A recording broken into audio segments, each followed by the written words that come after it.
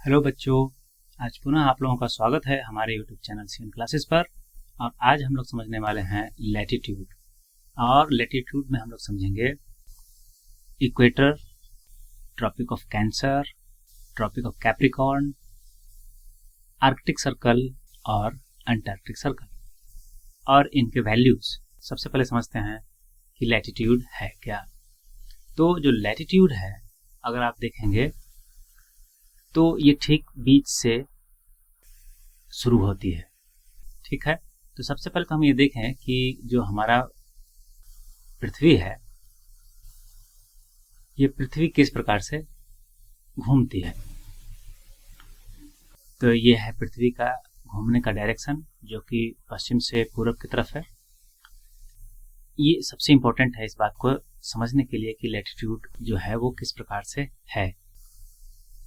तो ये तो हो गया पृथ्वी का घूमना पश्चिम से पूरब की तरफ। इस तरह से हमारी पृथ्वी घूम रही है। अब दूसरी बात, जो हमारी पृथ्वी पर हम लोगों ने इमेजिनरी लाइन बनाई है, जिसको हम लोग लैटिट्यूड कह रहे हैं अभी, ये बिल्कुल इस पॉइंट से इस पॉइंट, ठीक है, ये हमारी जो लाइन है ये है बिल्कुल सेंटर से। तो ये जो सेंटर की लाइन है, ये क्या हो गया, इसका वैल्यू है 0 डिग्री। ठीक है, इसको हम लोग क्या बोलते हैं, इक्वेटर।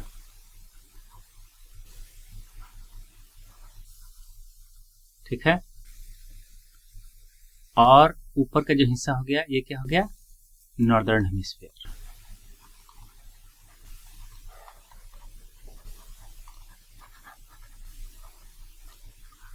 और जो नीचे हो गया ये क्या हो गया, साउदर्न हेमिस्फीयर। ठीक है,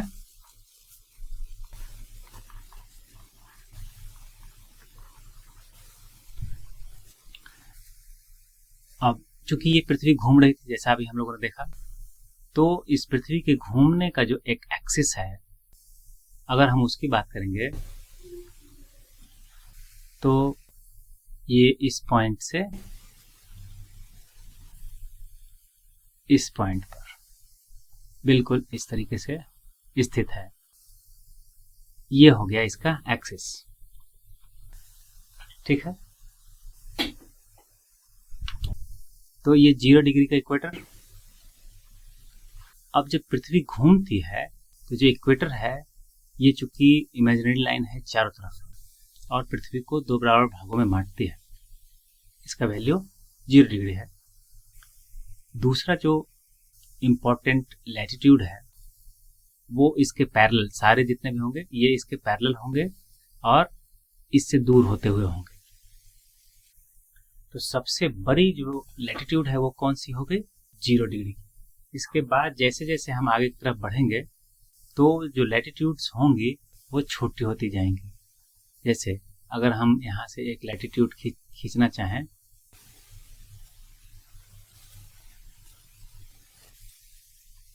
अगर हमने ये एक लाइन खींची तो ये लैटिट्यूड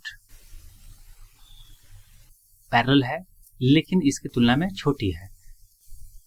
ठीक है, यहाँ पे इसका वैल्यू, ये जो पॉइंट है ये वैल्यू कितना है, 23.5 डिग्री।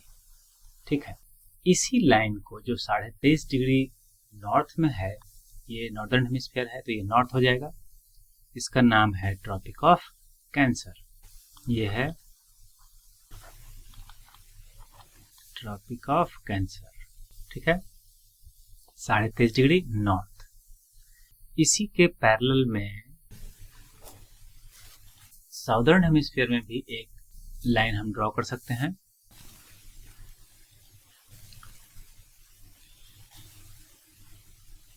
यहाँ पे साउदर्न हेमिस्फीयर के लिए भी हमने लाइन ड्रॉ कर दी। इसका जो नाम है वो है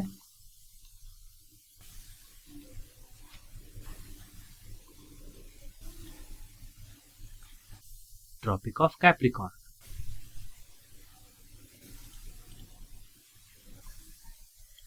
ये हो गया 23.5 degree south Tropic of Capricorn.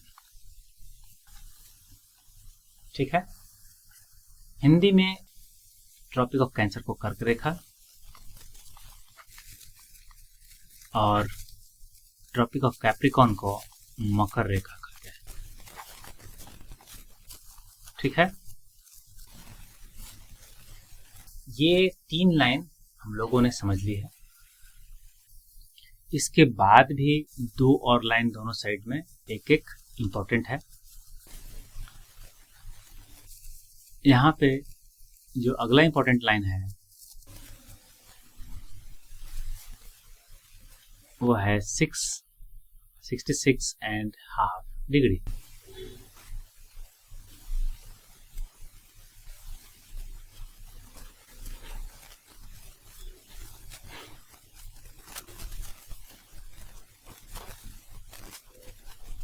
ठीक है, यहाँ पे और इस साइड में भी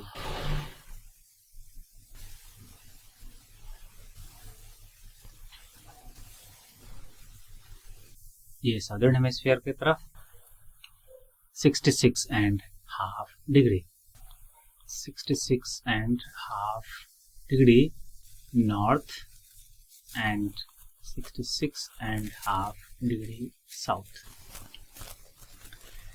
नॉर्थ में इसका नाम आर्कटिक सर्कल,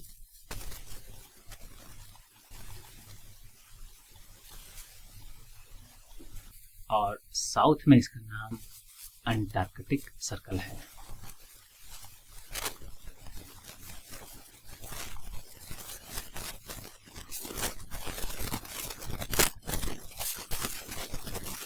आर्कटिक वृत्त हिंदी में अगर कहेंगे तो ये आर्कटिक वृत्त है और ये अंटार्कटिक वृत्त है।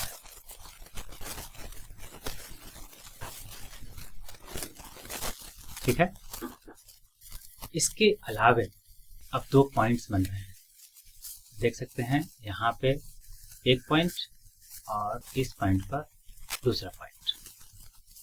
ठीक है, ये 2 पॉइंट्स अब इम्पोर्टेंट है क्योंकि यहाँ तो हमारा वैल्यू 0 डिग्री है। यहाँ से जैसे जैसे हम आगे की तरफ बढ़ रहे हैं हमारे लैटिट्यूड का मान बढ़ते जा रहा है। यहाँ पर आकर के इसका वैल्यू जो है वो 90 डिग्री हो जाता है।